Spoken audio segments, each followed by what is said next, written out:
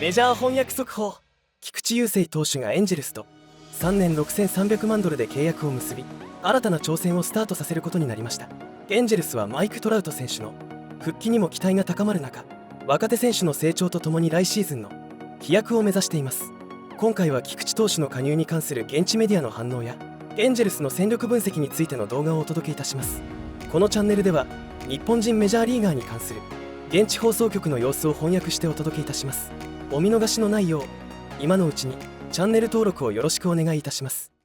This tweet here from John Heyman, our insider on Twitter. Yusei Kikuchi to the Angels, $63 million on a 3-year contract. Kikuchi spent part of the season with the Astros, began the year with the Blue Jays, found a little something during his time with the Astros. He's going to stay in the division, but he's going to Anaheim. What do you make of it? I love it. You know, the Angels need to go do something. Artie's back spending money again. Look, Artie gets a bad rap, folks. He spends money. Yes. He spends money, tries to give his team a chance. So sometimes the investments haven't worked out. Yeah. But I like this move. And last year, I think he was like, okay, I'm done with all this nonsense. Yeah. Now he's back in the game again. You know, I think Ron Washington and Perry Minasian have shown him we're going to rebuild this thing. Yeah. He's given them a little, this is a nice move for them. It's a huge move. Especially, Harold, when you consider what Kikuchi looked like during his time with the Astros. The Astros basically turned him into a two-pitch pitcher. Yeah. Fastball up in the zone, slider down low, and it worked with great success. It worked, and the biggest number I saw there between the Blue Jays and the Astros, 32 starts. You got a healthy pitcher. Yeah. You know, it's durability. Important to go get that durability. I like this move. I think it sets the market a little bit too. $63 million. Okay. For 3 years. A lot of guys opted not to take the qualifying offer because they know they're going to get a multi-year deal. Yeah. So he's kind of setting the market. 21 per year. Yes. And Kikuchi, what do you slot him as? A two ace adjacent, if you will? He's one of the top guys on the board. Yeah. I mean, you start looking at guys that took the qualifying offer and decided to go ahead and be a free agent. I know we're looking at the Angels rotation, but he becomes our number one guy right now. Yeah. They got Kyle Hendricks. We're paying guys $50 million a year. Yeah, you're right. I like Reed Detmers a lot. And then you throw in the fact that if you can get Mike Trout, you know, maybe he's DHing more. Maybe you move him away from center field just to make him more available, get him in that lineup. I think he comes back rejuvenated, and the Angels, on paper, could be interesting. Yeah, and again, the biggest thing I thought the Angels did last year, you know now what your young players can do. Right. We know that they can perform or they can't. I love Logan O'Hoppe behind the plate. Yes. I love Zach Neto at shortstop. What are they going to do at center field? But 2/3 of that up-the-middle trifecta, if you will, are in a good spot. Yeah, they're in a really good spot. I think the teaching and the coaching there with Ron Washington and his staff is fantastic. So this is a big move. I love this. All right, welcome back to Hot Stove Leading the League with Russell Dorsey, our good friend. You can read his work on Yahoo Sports. You can see him frequently here on MLB Network, including this morning right now on Hot Stove. How are and you can Russell? see him at 107.7. Yeah, I love your setup, man. The microphone's on point. You sound and look great. Congratulations. Thank you, guys. How are we doing this morning? We're doing great. Let's get your thoughts on Yusei Kikuchi going to the Angels, as reported first by our John Heyman. 3 years, $63 million deals to go to Anaheim. What do you think? One, I think it's a solid deal for Yusei Kikuchi, a guy who really turned things around early in the season last year with the Toronto Blue Jays, getting traded to Houston. And guys, when he got traded to the Astros, he wasn't pitching his best ball, but as the Astros do, they made a tweak here, tweak there, got the best out of Yusei Kikuchi. And he's a guy that has been able to miss bats, especially over the last year. And I think that's something that's going to be huge for that Angels rotation that's added Kikuchi. You go out and you add Kyle Hendricks, who's pitched in the big leagues for a long time. Jose Soriano, who had a solid year. If you get Reed Detmers to pitch like you expect Reed Detmers to pitch, that's probably a guy that's the frontline starter of your rotation, a guy that can get over 200 strikeouts in a year. So I think it's a good move for the Angels and a good move for Kikuchi. And now I think with the Angels, now you're looking at that offense, right? You know you're not going to have Zach Neto back for for the beginning of the season. Nolan Shonowell is a guy that's shown he can be a guy that can get on base. What is Mike Trout going to give you? I think that's the big question that we all want to know. Do you move him to a corner? Do you DH him? You know, Taylor Ward's a guy that's been able to have some solid success for them over the last couple of years. So I like this move for the Angels. Now I'm just looking at how you get that offense going. I know they added Soler as well and Travis d'Arnaud. So they've made some moves that are really interesting. I'm just curious to see how it all comes together. I mean, Soler, d'Arnaud, now Kikuchi. You know, I think Artie's opening up the wallet a little bit. You know, he's giving them a little bit. He's starting to turn this thing around slowly. And so the Angels are going to be fun to watch. I got a question for you, Russell. This is kind of off the cuff. And for both of you guys, isn't it amazing what all the pitchers coming over from Japan are doing? We got to unlock this secret. I mean, they are dealing and they're staying healthy. I think that's the big thing. I'm curious your thoughts right off the top of your head, what you might think, why that's working so well. You know, I think when guys come over to the States, you know, teams are really putting them in a position to succeed, right? It's not just, hey, you're going to come over here, you're going to throw 215 innings. Guys are really working into their success.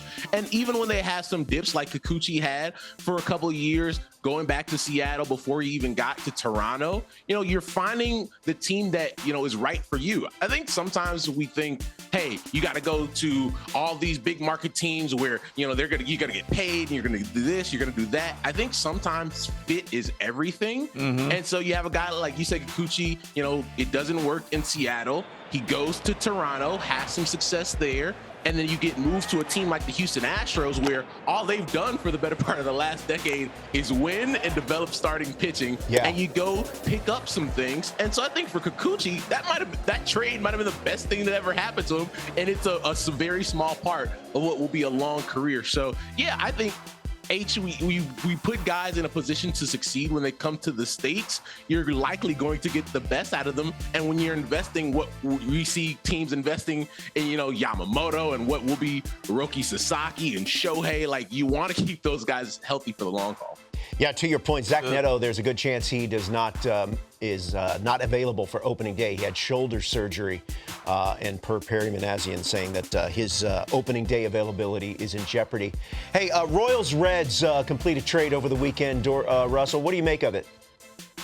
I like the move for the Kansas City Royals from the standpoint of you need a guy that's going to be able to set the table for Vinny Pasquantino and Bobby Witt Jr. And you have a guy that when he's on, going to hit somewhere between 270 and 290, maybe 300, and get on base at a 350 to 390 clip. And that's big time because we don't have enough guys in the big leagues that can get on base at that type of clip. And I remember talking to JJ Piccolo at the GM meetings a couple of weeks ago about offense. Specifically, I said, JJ, teams that hit the ball out of the ballpark usually not only go to the postseason, but win the World Series. How do you guys navigate that with, you know, the dimensions of your ballpark, et cetera? He's like, look, we have guys that can hit the ball out of the ballpark, but we're not going to be that team that has a lineup full of guys hitting 35 and 40 homers. We have to use athleticism.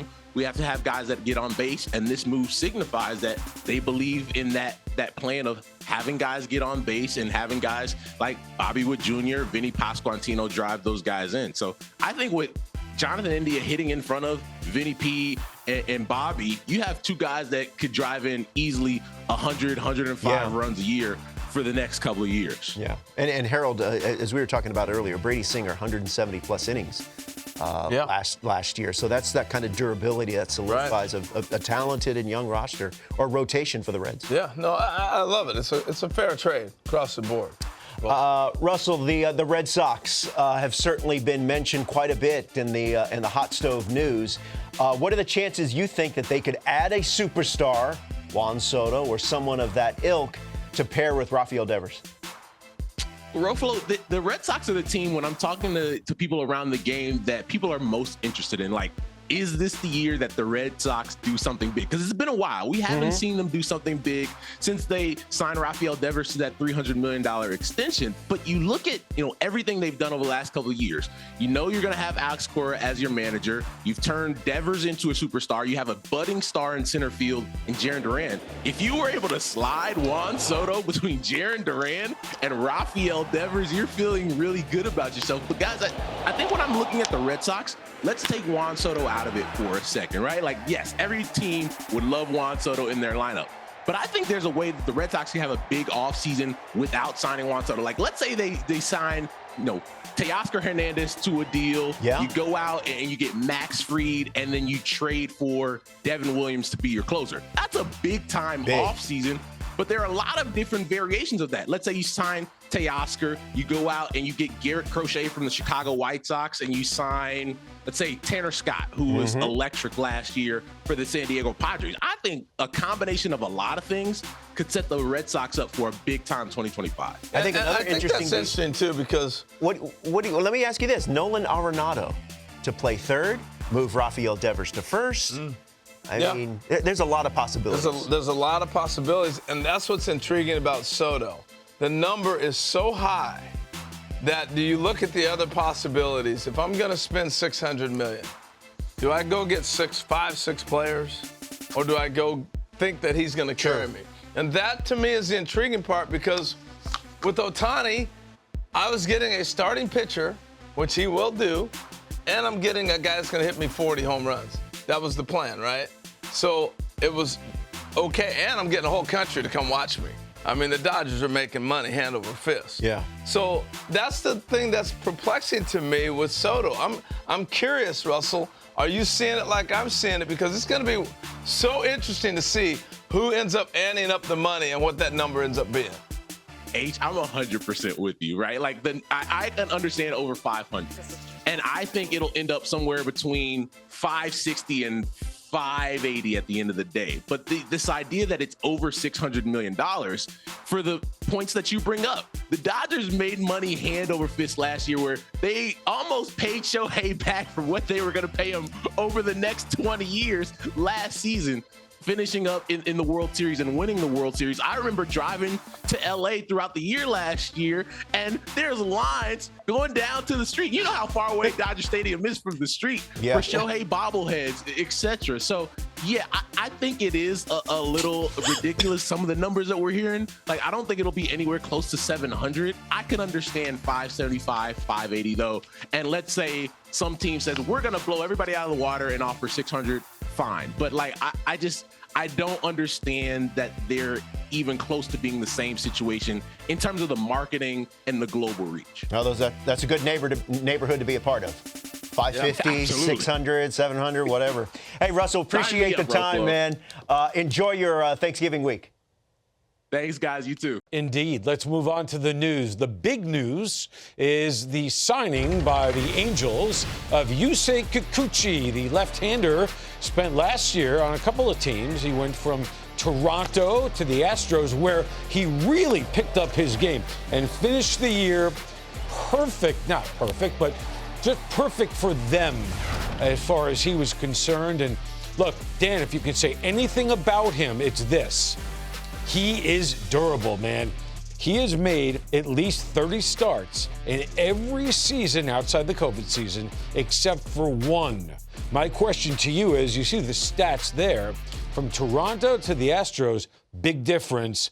What are the Angels getting? They're getting a really good pitcher. I thought he kind of was on that, hidden in that rotation in Toronto, right? You had some really good pitchers in Toronto. I thought when the Astros acquired him at the trade deadline, I thought that was one of the sneaky good trade line gets. A couple of things jumped to me right off the get-go. Swing and miss. Four-seam fastball, and we've seen a lot of pitchers come from Japan, and they've had some success. So it's kind of a business where, hey, you see something that works, you go back to the well. You take a look what Yamamoto did, spent a lot of time on the AL. He's going to be a really good pitcher. Yamamoto was really good. And then Imanaga with the Cubs, a guy that came over. I think Imanaga and Kikuchi, very similar kind of players. I think when you look at the pitch mix of Kikuchi, I can see what the Angels are looking for. He brings a lot to the table. Good four-seam fastball. He used it more when he put on an Astros uniform. Sneaky, really good fastball. He'll get some swing and misses on the curveball, and it's a good curveball. This one isn't a particularly good one, but I thought he used a lot of off-speed stuff when he was pitching with the Toronto Blue Jays. He went away from that fastball. I'm not saying that maybe different organizations, you have a different theory, like you want to use more off-speed pitches. He puts on the Astros uniform, and all of a sudden, instead of being a lot of off-speed pitch happy, he starts mixing in more fastballs. And it's a fastball that plays up, Matt. It's 95 to 96, but it plays like it's 98 to 100. So you mix that fastball with a good hard slider that he throws down and into righties, and he'll throw it down and away to lefties. So you have two really good pitches, and he has that curveball in the back of his pocket that he uses as a chance. I thought you look at this. Look at the four-seam usage with the Blue Jays, and then with Houston. Slider usage was a lot more heavy when he put on that uniform of the Astros. I thought the biggest change he made, not as many four-seam fastballs, but the fastballs that he did throw were more elevated in the strike zone. That high fastball that plays, the high fastball, the slider down and in, a good combination for him. He was really good. I think this is a really good get for the Angels. It may be a good get, but is it the get that's going to take them from 99 losses, the most they ever had, by the way, 99 losses? Is it going to take them into contention for a wild card? They haven't been in the postseason in a decade. I don't know if it's going to take them in contention, but I know this: they're going to be a lot more a team that's going to be taken a lot more seriously. A couple of years ago in the draft, they drafted nothing but pitchers. So they were banking on developing some of those good young starting pitchers. So all of a sudden, you put a veteran guy into a younger starting rotation, kind of what the Royals did last year. Here's kind of a little peek at what the Angels are looking at. Reed Detmers is a guy that's already has a no-hitter. I thought the Kyle Hendricks signing, I know, raised a lot of eyebrows. Like, wait a minute, he's 88 to 89 miles an hour, but he's reliable, he's dependable, can manage a game. There were too many games last year that Ron Washington had to go into that bullpen in the third and fourth inning. You continue to do that in April and May. You have a good bullpen. You turn it into a very suspect bullpen because they're overworked, they're overexposed. You need to find some innings. And I think when you get a guy like Hendricks and you get a guy like Kikuchi and you figure that Detmers is going to continue to get better, now you're looking at 3/5 of your rotation that you feel really comfortable about, and I think that's where they feel now. Okay, well, look, improvement is they're looking for it because they can't go the other way. They can't keep going that way. They got to pick up the slack there. Sam Blum of The Athletic joins us right now. Hey, Sam, your take on the signing and what it means for the team. I mean, I think that, like you guys said, this makes the Angels better today. I don't know if it makes them significantly better. I mean, the mandate for Perry Minasian right now is to probably improve this roster by about 20 games. I mean, they won 63 games last year. They signed Minasian to an extension, but it's only a 2-year extension, and Artie Moreno's made it very clear that they expect to win next year. Now, I think that's kind of always the fault with the Angels. They're never really able to just kind of take an investment in a rebuild.